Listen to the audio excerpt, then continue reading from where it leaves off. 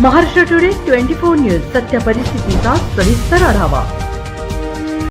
शिंदखेड्यात पाणी पुरवठा योजनेवरून सुभाष माळी व नगरसेविका रजुताई माळी यांचे आमरण उपोषण, भ्रष्टाचाराचा आरोप, प्रशासनाविरोधात संताप। शिंदखेडा शहरातील 21 कोटी रुपयांच्या पाणी पुरवठा योजनेवरून वाद पुन्हा पेटला असून माजी पंचायत समिती सदस्य सुभाष माळी यांनी आमरण उपोषण सुरू केले आहे। त्यांच्या समवेत नगरसेविका सौ रजुबाई माळी ह्याही उपोषणात सहभागी झाल्याने आंदोलनाला अधिक धार आली आहे। सुमारे 10 वर्षापूर्वी मंजूर झालेल्या योजनेद्वारे शहराचा पाणी प्रश्न कायमस्वरूपी सुटणार असल्याचा दावा करण्यात आला होता। मात्र प्रत्यक्षात आजही अनेक भागांमध्ये नवीन योजनेतून पाणी पुरवठा सुरू नसल्याने नागरिकांमध्ये नाराजी आहे। अजूनही जुन्या पाईपलाईनवरच पाणी पुरवठा सुरू असल्याचे चित्र आहे।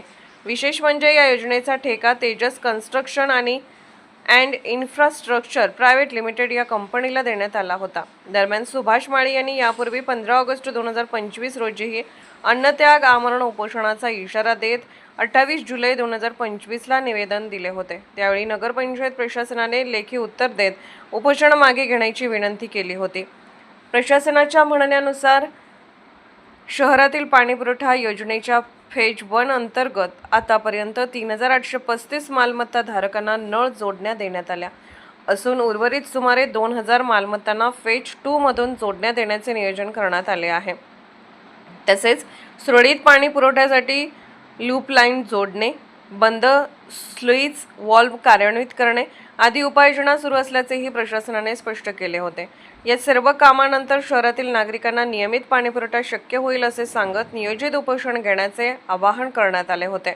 मात्र प्रत्यक्षात परिस्थितीत कोणताही लक्षणीय बदल न झाल्याचा आरोप करत माळी यांनी पुन्हा आंदोलनाचा मार्ग स्वीकारला आहे। योजनेत मोठ्या प्रमाणात गैरव्यवहार झाल्याचा आरोप त्यांनी केला असून जबाबदारांवर फौजदारी कारवाईची मागणीही केली आहे।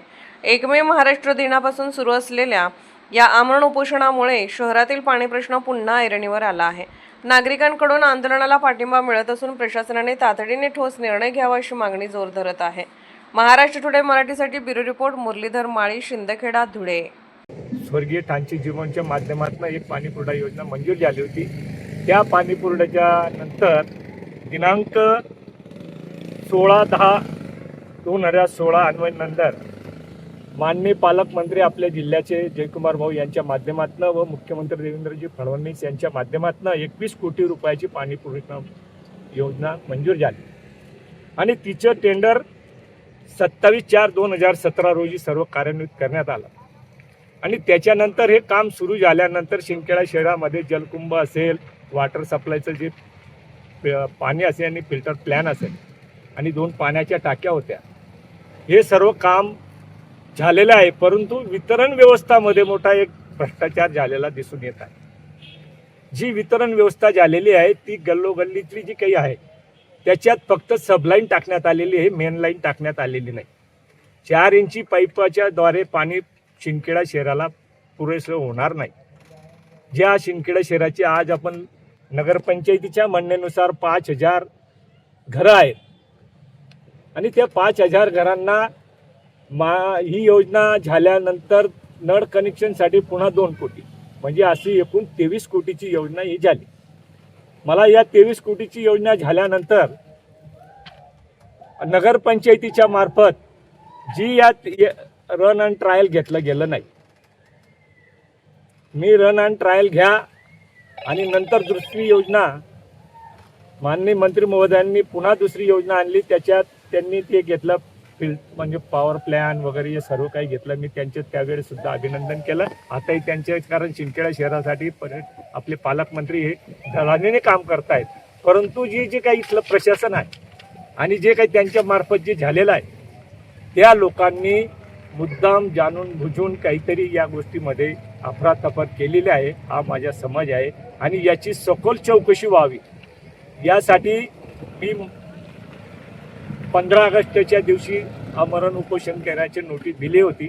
परंतु संबंधित अधिकाऱ्यांनी आम्हाला वेळ द्या आणि 14 ऑगस्टच्या दिवशी याच नगरपंचायतीच्या अनिल रावसाहेब वानखेडे असतील, मंत्री महोदयांच्या आदेशाने या ठिकाणी आमची बैठक झाली आणि त्या ठिकाणी मला प्रशासकीय अधिकारी म्हणून प्रशासक जे होते प्रशासकांनी मार्फत आपल्या नगरपंचायतीचे शिओ यांनी इथं बोलवून इथं आमच्या समस्या बैठक झाली आणि त्यावेळेस तुम्ही आपण सर्व पत्रकार लोक पण त्या ठिकाणी हजर होते. तेव्हा त्यांनी सांगितलं आम्हाला थोडा वेळ द्या. वेळ दिल्यानंतर आज जवळजवळ 14-8 आणि आज तुमची मला वाटतं जवळजवळ 8 महिने झाले. 8 महिने झाल्यानंतर त्यात थोडंफार काही काम केलं आणि नंतर ते काम बंद करण्यात आलं. ते कोणाच्या सांगण्यावरून बंद झालं, काय झालं, परत मी पुन्हा प्रयत्न केला, पुन्हा त्यांना तोंडी वगैरे सांगितलं ते की ते त्याला म्हणे आम्ही नोटीस देतो, त्यांना काळ्या यादीत टाकतो. परंतु त्या ठेकेदाराला अजूनपर्यंत काळ्या यादीत टाकलं नाही. त्याच्यासाठीच माझं एक म्हणणं आहे की बुवा या योजनेची सखोल चौकशी व्हावी आणि दोषींवर फौजदारी स्वरूपाचे गुन्हे दाखल व्हावे. यासाठी मी 1 मे महाराष्ट्र दिनी रोजी आम्ही सपत्नीक आमरण उपोषण अन्नत्याग करतोय. तुम्हाला वाटतं का यात भ्रष्टाचार झालेला आहे आणि त्यांनी दिलेला आहे, त्या नोटिशीमध्ये कबूल केलेला आहे. संबंधित ज्यांनी ती ताब्यात घेतली त्यांनीच ते कबूल करून घेतलेलं आहे. ते एवढं काम बाकी आहे, ट्रायल रन करून दिलं नाही, हे त्यांच्या माझ्याकडे लेखी आहे. त्यांनी दिलेल्या नोटीस, तेजस कंस्ट्रक्शनला दिलेल्या नोटीसमध्ये त्यांनी म्हटलेलं आहे तर तुम्ही एवढं काम केलेलं नाही, म्हणजे हा भ्रष्टाचार उघड आहे. नगरपंचायत प्रशासनातर्फे बिलं मंजूर झालेली आहेत. मला वाटतं त्यांची सगळी बिलं काढण्यात आले.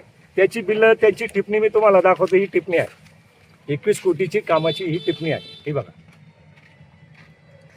हे बिलं काढण्यात आलंय. ही पूर्ण झालेली बिलाची ही त्यांची टिप्पणी आहे.